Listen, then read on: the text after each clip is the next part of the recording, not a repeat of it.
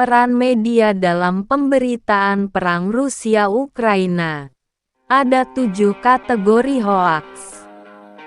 Sejak tahun 2022, tim Cek Fakta Tempo telah membongkar 69 jenis konten hoaks terkait perang Rusia-Ukraina dengan narasi yang berbeda-beda.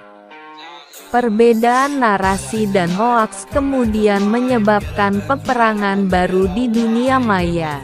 Tempo berjejaring dengan 70 negara lain yang tergabung dalam International Fact-Checking Network (IFCN) untuk melawan misinformasi, disinformasi seputar invasi. Polanya sama, diimpor, lalu ditambahkan dengan konteks lokal, ujar koordinator tim Cek Fakta Tempo, Ika Ningtyas dalam seminar yang diadakan oleh AJI Indonesia, Rabu, tanggal 8 Februari tahun 2023. Di Indonesia, Tempo menemukan 7 kategori narasi hoaks invasi Rusia ke Ukraina yang jamak beredar, yaitu narasi kedekatan Rusia dengan Indonesia, yang kemudian memberikan kesan Indonesia mendukung invasi Rusia ke Ukraina. Begitu pula sebaliknya, Indonesia digambarkan mendapat dukungan Rusia dalam isu-isu global, seperti melawan peringatan WTO dalam larangan ekspor nikel hingga seolah-olah siap berperang dengan Australia dalam isu Pulau Pasir. Narasi ini adalah perang antara Rusia melawan Eropa dan Amerika Serikat. Narasi keliru soal situasi konflik dengan menggunakan video-video lama, supaya menggambarkan bahwa pasukan Rusia lebih unggul. Narasi seputar kondisi pemerintah Ukraina melalui bentuk parodi lucu-lucuan, sehingga memberikan persepsi seolah-olah perang ini tidak berdampak serius. Narasi kedekatan Rusia dengan Islam, mulai dari Vladimir Putin masuk Islam, Putin akan invasi Israel karena menyerang Masjidil Aqsa, dan sebagainya.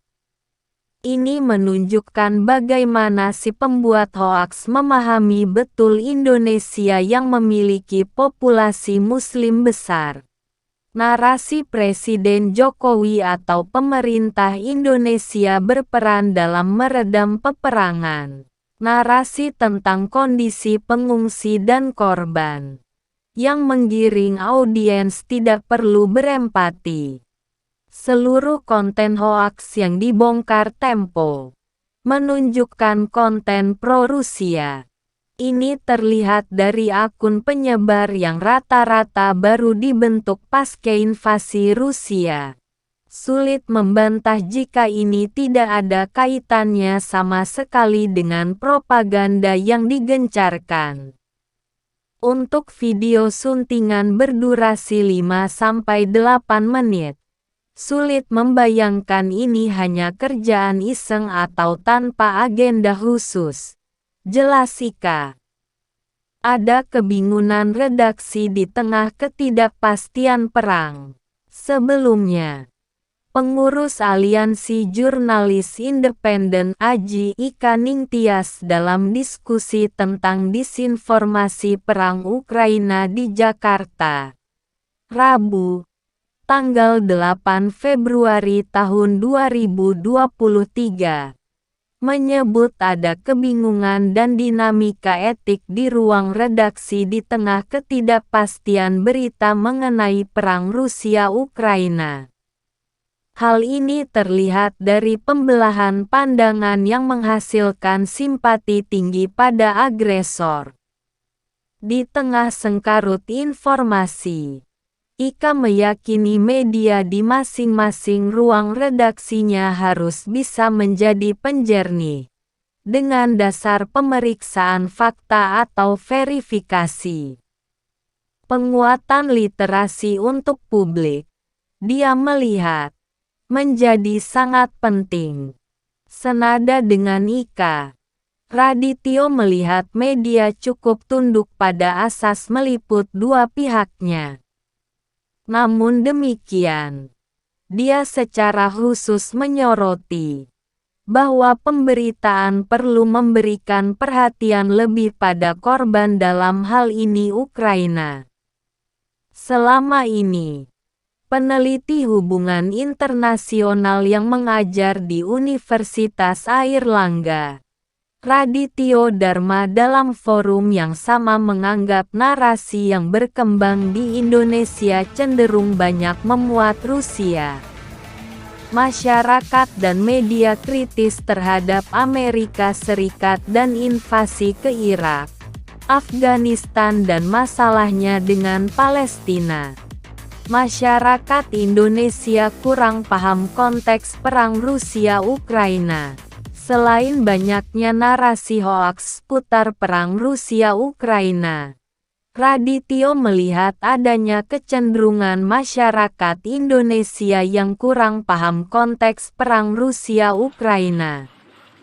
Di tengah ketidakpastian informasi mengenai masalah ini, timbul kesan luas keberpihakan terhadap Rusia, yang merupakan pihak agresor. Radityo menilai kondisi itu didorong karena berbagai faktor. Merujuk pada penelitian Lowy Institute, dia mengatakan warga Indonesia lebih mempercayai pemerintah atau pengamat dibanding media.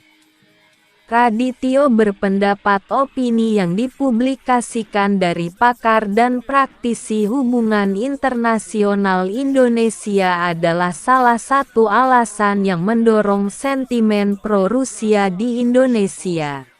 Sebagian besar pandangan akademisi dan mantan diplomat Indonesia berfokus pada aspek perang yang berkaitan dengan politik negara-negara adidaya, kata Radityo.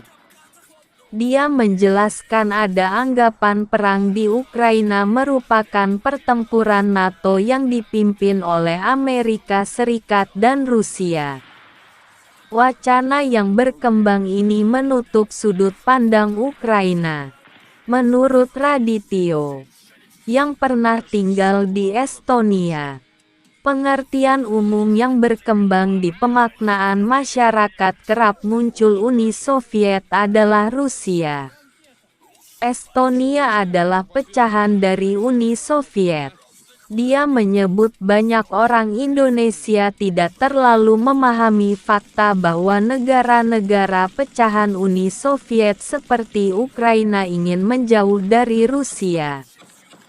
Terminologi soal invasi Rusia ke Ukraina juga menjadi perhatian Radityo. Apa yang terjadi di Ukraina itu merupakan agresi dari Rusia, bukan konflik.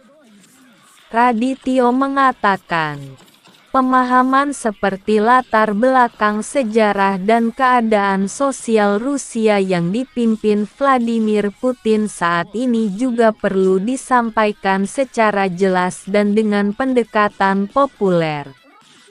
Karena sudah ada saluran, bisa juga menghubungi langsung orang atau pakar Ukraina. Kata Radityo mencatatkan minimnya pengamat di Indonesia yang punya sudut pandang di pihak terjajah.